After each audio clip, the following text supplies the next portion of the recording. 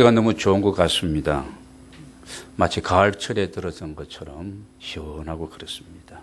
우리 옆에 사람과 함께 감사합니다. 인사하겠습니다. 감사합니다. 우리가 어떤 안경을 쓰고 세상을 보느냐에 따라서 세상의 색깔이 다르게 보여집니다. 여러분, 감사의 안경을 쓰고 모든 것을 보면 모든 우리의 삶의 형편과 이런 조건들이 감사의 조건으로 보이지만, 만약에 불평의 안경을 우리가 쓰고 이렇게 살아가다 보면은 모든 일들이, 사람 관계나 모든 일들이 다 짜증스럽고 불평불만거리만 보일 뿐입니다. 사랑하면 행복하고 감사하면 행복한 것이 거기에 있는 겁니다.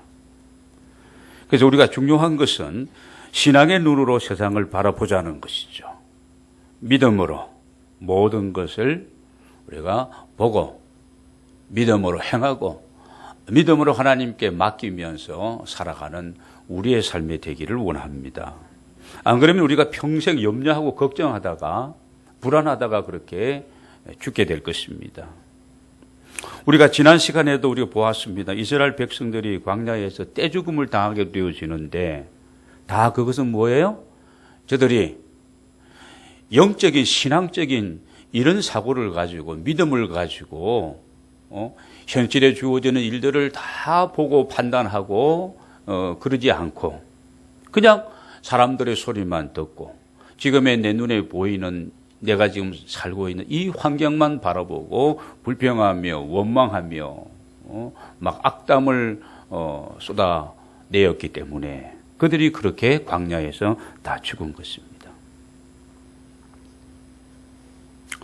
자, 오늘 우리가 읽은 이 말씀에 보면 그런 말씀이 나옵니다. 한 사람이 이제 소개가 되어지고 있는데 오늘의 이 말씀의 주제는 로봇의 은혜인데요. 이 본문에 나오는 이 한 사람 이삭이라는 사람입니다. 원래 이삭이라는 이름의 뜻은 웃음이라는 뜻입니다. 이삭의 이름의 뜻이 웃음인데요. 그런데 이삭 하면 우리가 떠오르는 이미지가 있습니다. 이삭 하면 어떤 단어가 생각납니까? 이삭 그러면 순종. 그리고 이삭 그러면 또 뭐예요? 양보. 이삭 그러면 또 어떤 생각납니까? 온유함. 이런 부분이나 저도 깜빡 잊어먹었습니다. 이삭 그러면은 온유한 사람이다. 뺏어 오늘 본문을 보세요. 블레셋 사람들이 우물을 뺏어가면 그냥 가지고 왜 내가 받고 우리 아버지 때부터 그런 우물인데 왜 너희들이 그러느냐 하고 막 다투고 싸운 것이 아니라 그래 그러면 가져가라. 또 파면 또 와서 그러면 그리고 또 다른 곳에 가서 또 우물을 파고 결국은 로봇이 우물을 파지요. 지역의 장소가 넓어지고 그곳에서 그와 그의 식조들과 모든 가축들이 넉넉하게 살아갈 수 있는 은혜를 얻게 되어집니다. 여러분, 이 이삭은 아브라함의 아들로서 인격적으로 본다면 참 온유함을 가진 자였고 또 보면은요 신앙적으로 본다면 경건한 신앙을 가졌습니다. 그래서 아브라함도 그랬지만 이삭도 가는 곳마다 여호와 하나님 앞에 뭐를 쌓았고 단을 쌓았고 이렇게 나와 있습니다. 단을 쌓았다. 여러분, 단을 쌓았다는 것은 이건 오늘 우리로 말하면은 하나님 앞에 어떻게 해요? 온전히 어디를 가든지 예배하면서 예배자의 어떤 이런 삶을 살았다는 것입니다. 주일날 우리가 모이는 이 예배도 이건 철저하게 하나님 앞에 공예배를 드리고 우리가 어디에서 무엇을 어떤 사람들 그런 일들을 우리가 행해 나갈 때도 이런 하나님 앞에서 내가 지금 있는 존재다. 내가 하는 일은 하나님이 나에게 맡겨진 그런 아름다운 일이고 하나님의 기업이고 하나님의 축복의 이런 부분이다 생각하면서 나로 하여금 만나게 하는 그 사람, 나로 하여금 일을 하게 하는 그 일들을 예배자의 마음을 가지고 이 이삭은 살았던 것입니다. 즉 한마디로 말하면은 이건 하나님 중심의 삶을 살았던 이삭이었다는 것입니다. 경건했습니다. 여러분, 사람과의 관계 속에서도 마찬가지입니다.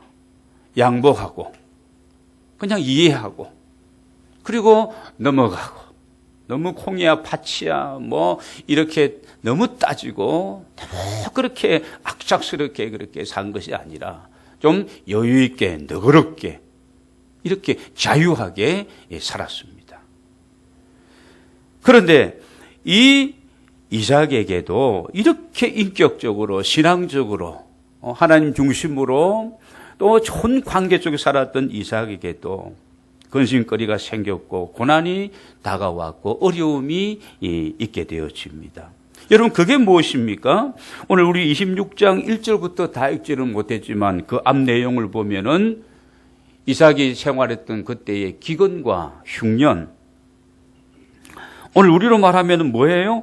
경제적인 어려움입니다. 내가 믿음의 사람으로서 살아가고 있는데도 불구하고 나에게 경제적인 여유가 부족한 겁니다. 뭐든 펼쳐가는 사업도 참 잘 풀리지 않고 어려울 수도 있고 힘든 그런 고난과 역경이 우리에게 있을 수 있다는 것입니다. 그래서 이삭은 가족들과 함께 그랄로 내려가게 되어집니다. 그런데 그랄에 머무르는 이삭에게 또 하나님이 다시 말씀을 하시죠. 근데 그랄에 와서 보니 살아도 지금 별로 이 기근과 흉년의 이 경제의 문제를 잘 해결할 수가 없었어요. 그래서 이삭의 마음속에 그렇다면 이집트 애굽으로 내려가야 되겠다. 애굽에 가서 이 어려운 때, 이 기근과 흉년이 다 지날 때까지 그곳에서 생활하면 좋겠다는 것이 또 이삭의 마음속에 생기게 되어집니다.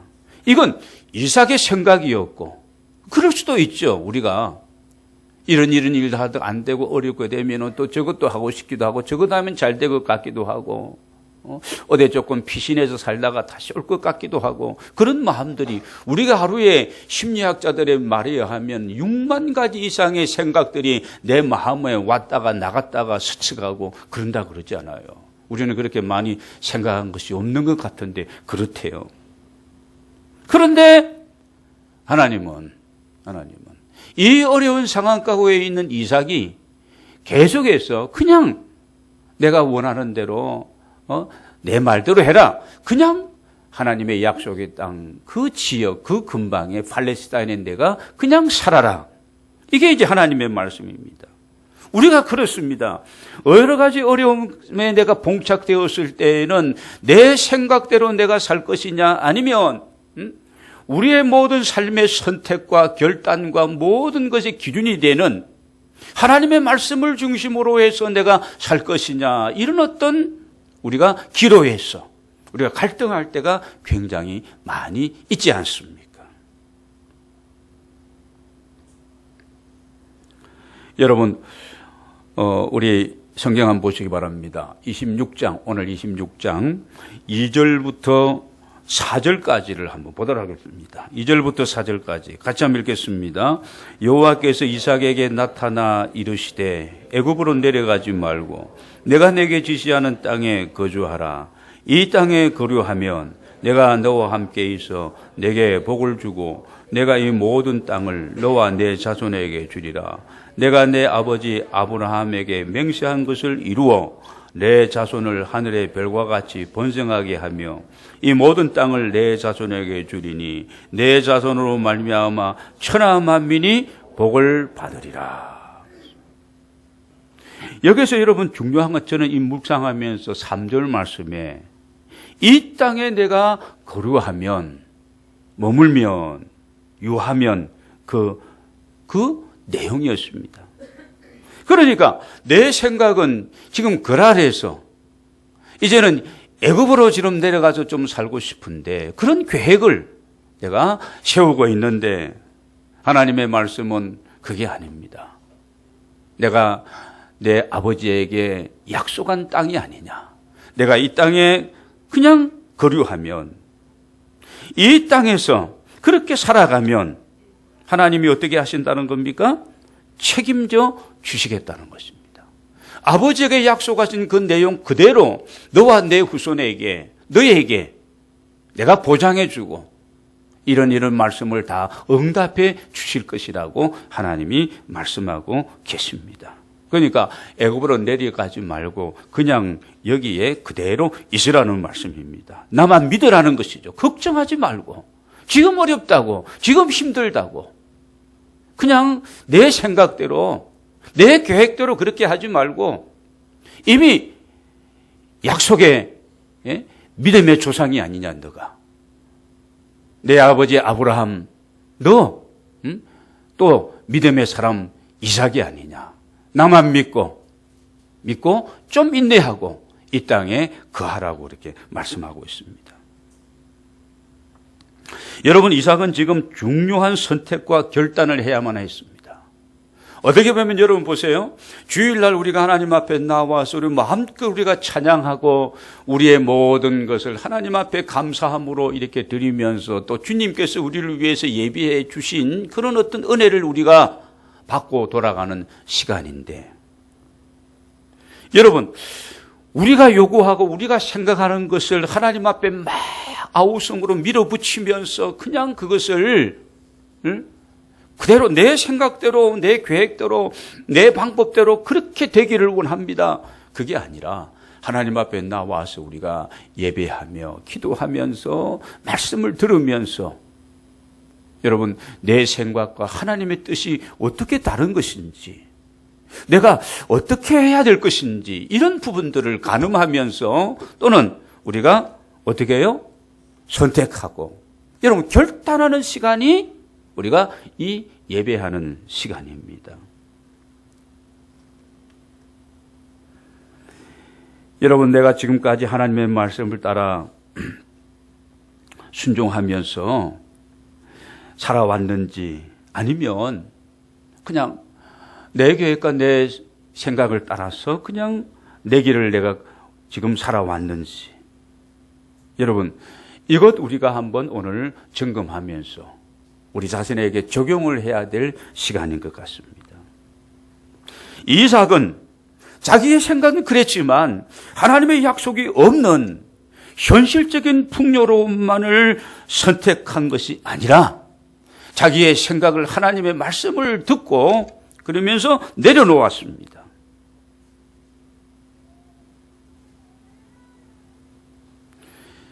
그는 지금은 기근이 있고 지금은 좀 어려움이 있더라도 그래, 하나님이 이렇게 말씀하시니까 내가 하나님의 말씀을 붙들고 그 약속을 믿고 내가 그냥 이곳에 있겠다는 겁니다. 정리한 것이죠. 믿음은 여러분 결단을 요구하고 있는 겁니다. 믿음은 결단이에요. 내가 무엇을 바라보고 무엇을 위해서 내가 지금 어떻게 살아가고 있는가, 내 모든 기도 제목과 내가 하고자 하는 모든 일들 속에 그 계획 속에 하나님은 지금 뭐라고 말씀하고 계시는가, 이걸 우리가 드려야 되는 것이죠. 여러분이 기도하는 중에, 여러분이 찬송하는 중에 그냥 우리가 막 아무 생각 없이 찬송하면 안 되는 거예요. 그 가사 속에, 그리고 기도하는 가운데, 말씀을 듣는 가운데, 말씀을 읽는 가운데 하나님이 나를 향하신 계획이 무엇이 있을까? 나를 향하여 지금 현재 무엇이라고 말씀하고 있는 것인가? 내 생각과 내 길은 이렇지만 하나님의 생각과 길은 지금 어떤 가운데 있는가? 하나님이 나를 어떻게 들어서시기를 원하시는가? 내가 지금 제대로 가고 있는가? 제대로 그 일들을 감당하고 있는가? 자, 이런 부분들입니다. 우리가 창세기를 보면 잘못된 선택을 한 사람이 있죠. 아브라함의 조카 롯입니다. 그래서 아브라함의 이 식졸들과 조카 롯의 식졸들이 다툼이 있었습니다. 헤어질 수밖에 없는 그런 상황이었습니다. 아브라함이 고민을 많이 하지요. 하나님께서 헤어질 것을 그렇게 말씀합니다. 그래서 삼촌이 조카에게, 나이 많은 사람이 젊은 사람에게 너가 택해라. 너가 좌하면 나는 우하겠고 너가 먼저 선택해라. 그런데 이 조카 롯이 아니 삼촌이 먼저 택하십시오. 저는 아직 젊었으니까 이게 아니에요. 싸가지 없이 그냥 자기가 그렇게 말한다고 해서 그냥 그대로 선택을 해버립니다. 소돔 고모라 화려한 도시가 있는 그 문화, 경제 모든 면이 풍요로운 그 소돔 고모라가 있는 요단들 동편 쪽을 선택을 합니다. 근데 중요한 것은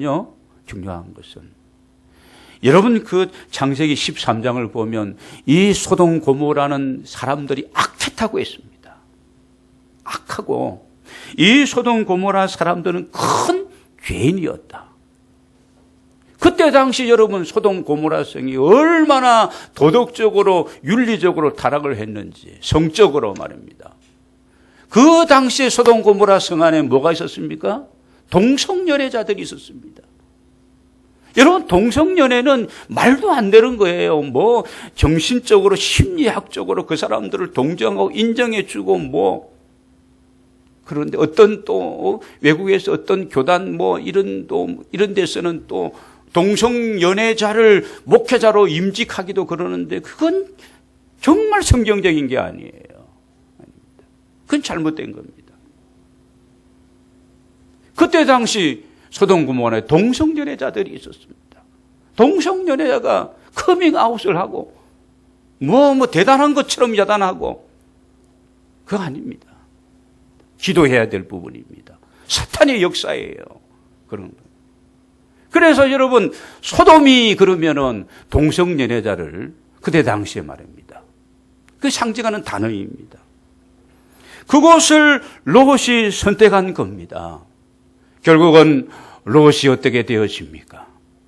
그와 그의 가족이 큰 어려움을 당하게 되고 롯의 아내가 소금 기둥이 되어지고 가지고 있었던 가산과 모든 것 다 잃어버리고 겨우 두 딸과 함께 생명만 구원받게 되어집니다. 물론 소돔과 고모라는 흔적도 없이 하늘에서 불과 유황이 내려서 그 죄악의 도시를 태워버린 것입니다.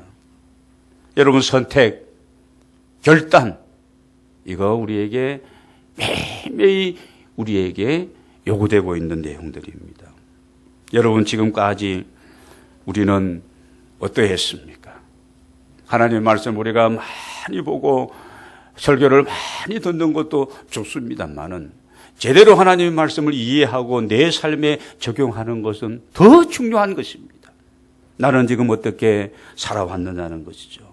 하나님의 약속의 말씀을 따가 내가 정말 살아왔는지 아니면 내 생각과 내 기분과 내 계산법을 가지고 내 방법대로 살아왔는지 우리가 믿음의 사람이라면은 하늘나라의 사람들이라면 여러분 하나님 아버지를 바라보고 그 약속의 말씀을 붙들고 그 말씀대로 살아가는 저와 여러분이 되기를 원합니다.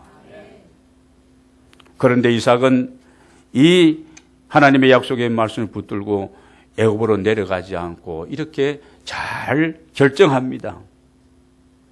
그래서 그랄에 거하는데 근데 이 이삭도 우리처럼 또 연약한 인간의 모습이 드러나게 되어집니다.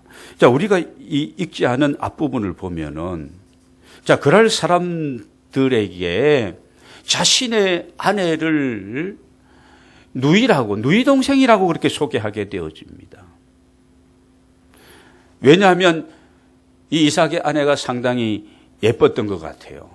그러니까 이 여자 때문에, 내 아내 때문에 혹시 그럴 사람들이, 블레셋 사람들이 나를 해치고 생명의 위협을 느끼면서 그곳에서 내 아내가 아니라 내 누이 동생이라고 이렇게 얘기하게 되어지. 그 내용이 여기 아주 우스운 내용이 여기 소개되고 있습니다. 사실 이것도 보면은 무슨 염려예요? 쓸데없는 염려이거든요. 이미 하나님께서 이삭에게 내가 보장하겠다, 책임지겠다는 겁니다. 애굽으로 내리지 말고 이 땅에 내가 거하면 하나님이 모든 것을 보장하겠다고 말씀하죠. 그래서 잘 선택하고 잘 결단하고 여러분 그랬는데 또다시 이 이삭이 참 약한 모습을 우리처럼 그렇게 보여주고 있습니다. 남자답지 못하고 째째하고 책임감도 없지 않습니까? 사랑하는 아내를 보호하기 위해서 생명까지 담대하게 싸워야 될 사람이 약해 빠져가지고 이 온유한 사람이 또 약점은 그런 게 있는 것 같아요. 인간적으로. 그런 부분을 우리가 보게 되어집니다. 금방 하나님의 약속의 축복의 말씀을 받고 순종했던 이삭이 금방 흔들리는 모습입니다. 여러분, 이것이 우리가 하나님의 약속을 보장받은 우리 구원받은 하나님의 사람들이 이 땅에 살아가는 이런 우리의 모습이기도 합니다. 정말 믿음의 조상답지 못한 모습을 우리에게 보여주고 있는데 이 모습을 보면서 그래 이 사람이 이 이삭이 바로 너다 그런 얘기입니다. 저도 이 말씀을 쭉 정리하고 준비하면서 나 자신에게 그렇지 이런 나를 발견할 수 있었습니다.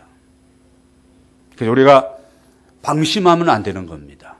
늘 기도 충만하자. 늘 우리가 성령 충만하자.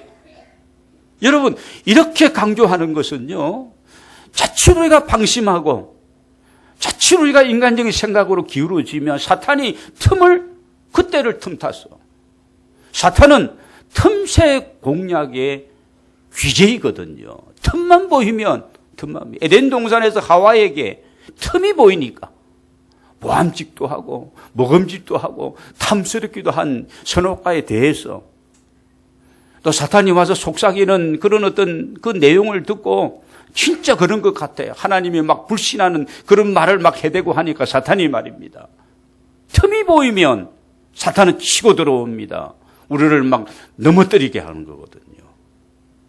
오늘 이런 이삭의 모습을 우리가 보게 되어집니다. 그래서 이삭은 이 사건으로 말미암아 이방 사람에게 오히려 질책을 받습니다. 여러분 얼마나 창피한 일입니까?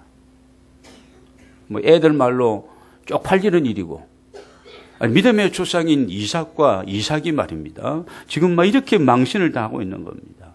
신앙인이 불신앙인에게 지금 책망을 받고 지적을 받고 있는 그런 내용을 우리가 여기에서 보게 되었습니다. 그런데 또 중요합니다. 그런데 이 하나님께서는 이삭에게 다시 은혜를 베푸시는 겁니다. 이삭을 보호해 주시는 거예요. 하나님의 약속의 말씀을 믿고 자기 생각은 내려놓고 애굽으로 가지 않고 그 약속의 말씀을 붙들고 순종하고 결정하고 그랬던 이 이삭이 약간 또 인간적으로 흔들리는 모습이 보이지만 그래서 좀 망신발이 뻗치지만 하나님께서는 다시 이 이삭에게 은혜를 베풀어 주십니다. 여러분, 이게 하나님의 사랑인 줄로 믿습니다. 우리 하나님은 이런 하나님이시고 참으로 멋진 분이십니다. 이삭을 다시 회복시켜 주십니다. 하나님의 사람이라는 사실을 증거해 주십니다.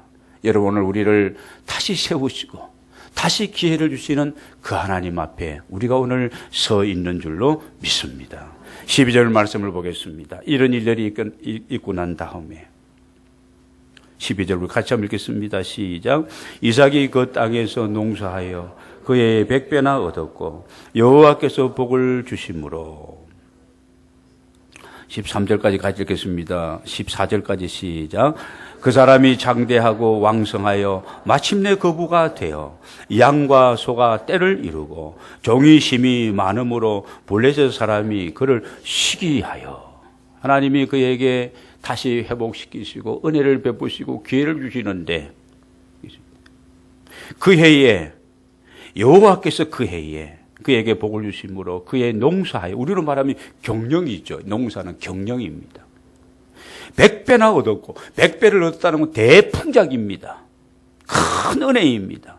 그래서 블레셋 사람들이 어떻게 해요? 시샘이 날 정도로 불신자들이 우리를 볼 때 시샘이 날 정도의 이런 하나님이 그 해에 큰 은혜를 주시며 다시 이 이삭을 하나님이 세워주셨습니다.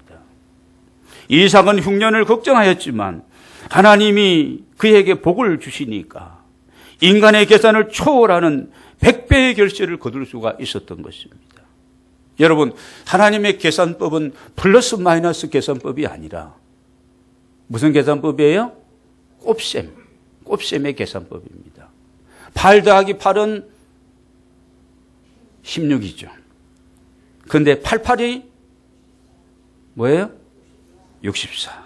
계산이 잘 안 되네. 88이 64. 이게 더하기와 곱하기는 전혀 다른 겁니다. 하나님이 그 해에 이삭에게 지금 다시 하나님 이 이방인에게 지금 쪽팔렸던 이 이삭에게 다시 기회를 주십니다. 물론 이삭이 얼마나 노력을 했겠습니까? 그렇지 않겠습니까?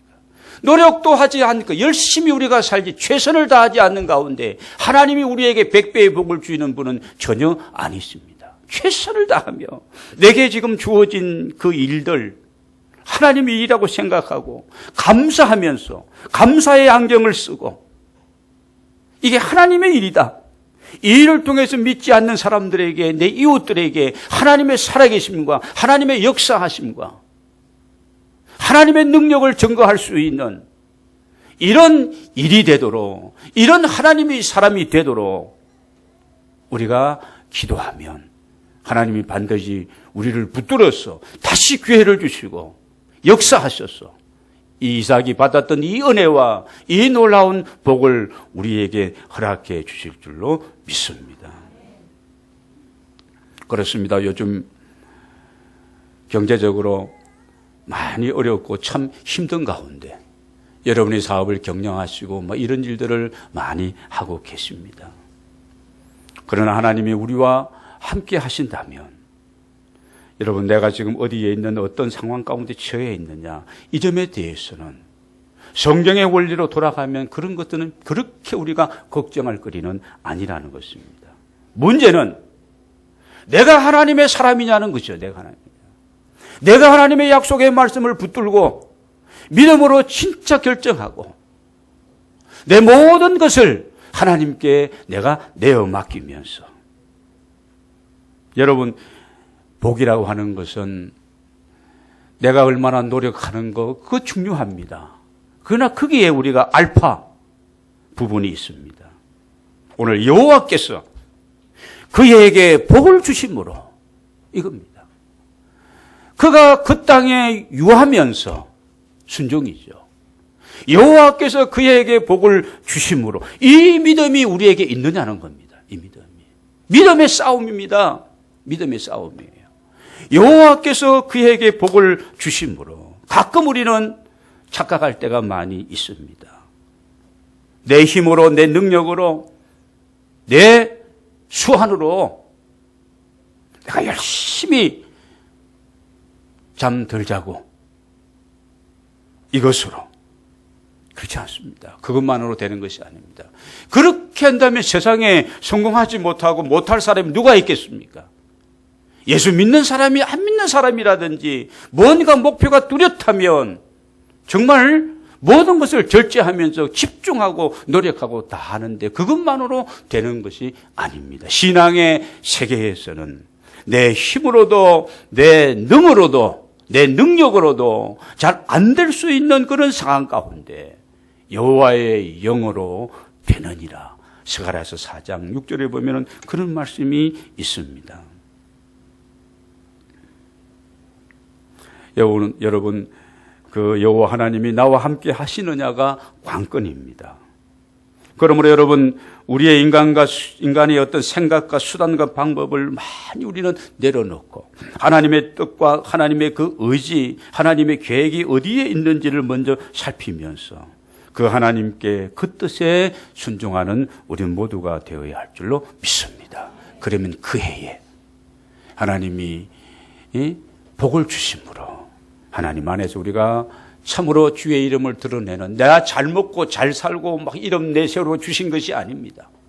하나님의 사람으로서 하나님이 그런 어떤 세워주시고 허락해 주셔서 주의 이름 우리가 위하여서 살아가라고 하나님 우리에게 이런 은혜를 주실 줄로 믿습니다. 그런데 이렇게 이삭의 복을 많이 받았지만 또다시 근심 걱정거리가 생기기 시작합니다. 그게 무엇입니까? 오늘 이 블레셋 사람들이 시기하여 계획적으로 이 그랄의 목자들이, 이삭의 목자들이 파놓았던 이 문물들을 빼앗고 흙으로 다 메워 버립니다. 사촌이 논을 사니까 뭐가 아파요? 배가 아프다는 말인 것처럼 말입니다. 인간관계 속에 갈등이 생겨나기 시작하게 되어집니다. 이 상황에서 여러분 중요합니다. 이삭이 어떻게 대처했느냐? 어떻게 해요? 모든 것을 다 양보합니다. 양보할 만한 것이 아님에도 불구하고 양보해버립니다.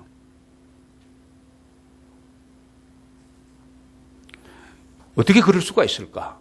이삭도 사람인데 그건 다른 건 아닙니다. 자신에게 복을 주시는 이가 누구인지를 확신했기 때문에, 알고 있었기 때문에 근심하지 아니하고, 또 새로운 것을 준비해 주실 여호와 이레의 신앙이 그에게 있었기 때문에 그는 이렇게 양보할 수가 있었던 것입니다. 사랑하는 여러분, 혹시 우리가 살아가는 인간관계 속에서 참으로 어려운 문제가 있다면 인간적인 방법으로 자꾸 풀려고 하지 말고, 여러분 하나님의 방법으로 하나님을 의지하고 여러분 양보하며 또 양보하면서 이렇게 우리가 하나님을 살아가는 우리 모두가 되기를 위해서 우리가 도전해야 할 줄로 믿습니다. 이렇게 양보하고 저렇게 양보하고 했더니 나중에는 하나님께서 로봇이라는 이런 은혜를 주십니다. 여러분 로봇의 우물을 파기까지 계속해서 우리가 어떻게 해요? 도전해야 됩니다. 그래서 로봇의 새 우물을 만날 때까지 중단하지 말고 계속해서 우리 하나님 앞에 기도하고 영적으로 계속 하나님의 말씀을 사모하고 우리가 하나님 앞에 할 수 있는 헌신과 충성 계속해야 됩니다. 여러분 기도하기에 중단하지 마시기를 바랍니다. 좀 더 기도하시기 바랍니다. 좀 더 부르짖으시기를 바랍니다. 영적으로 내 배 안에서 생수의 강이 터져 나올 때까지 이런 부르짖어 기도하는 하나님의 사람들이 되시기를 바랍니다. 1m만 더 파면 물은 나오는데 이 1m를 우리가 파지 못하고 있는 겁니다. 조금만 더 순종하면 되는데 이 마지막 부분에 우리가 약한 약점들을 우리들이 가지고 있는 것입니다. 여러분 하나님께 모든 것을 많이 맡기시기를 바랍니다. 오늘 22절 말씀을 읽고 말씀을 정리하도록 하겠습니다. 다시 같이 한번 22절 말씀 같이 읽겠습니다. 시작. 이삭이 거기서 옮겨 다른 우물을 봤더니 그들이 다투지 아니하였으므로 그 이름을 로봇이라 하여 이르되 이제는 여호와께서 우리를 위하여 넓게 하셨으니 이 땅에서 우리가 번성하리로다 하였더라. 할렐루야. 여러분에게 이런 로봇의 은혜가 함께 하시기를 바랍니다. 하나님 앞에 내 생각을 많이 내려놓고 좁히고 하나님의 말씀이 어디에 있는지를 여러분 집중하게 되시기를 바랍니다. 하나님의 말씀을 항상 우리에게 선택을 요구하고 있습니다. 이것이냐 저것이냐, 넓은 길이냐 좁은 길이냐 이겁니다. 사람들이 많이 그렇게 살아가는 방식으로 내가 살 것이냐, 아니면 하나님의 말씀을 기준으로 해서 내가 살 것이냐, 선택을 우리에게 요구하고 있습니다. 여러분 하나님 말씀 앞에 순종하시고 약속의 말씀을 붙들고 살아가시기 바랍니다. 양보하고 또 손해를 보면서도 그러면서 계속해서 믿음으로 여러분 도전하시며 싸우고 나아가셔서 이 로봇의 복을, 이 은혜를 여러분의 지경을 넓게 하시고 안정케 하시는 그 복을 받아 누리는 하나님의 종들이 다 되시기를 주의 이름으로 축원합니다. 우리 시간에 같이 한번 기도하는 시간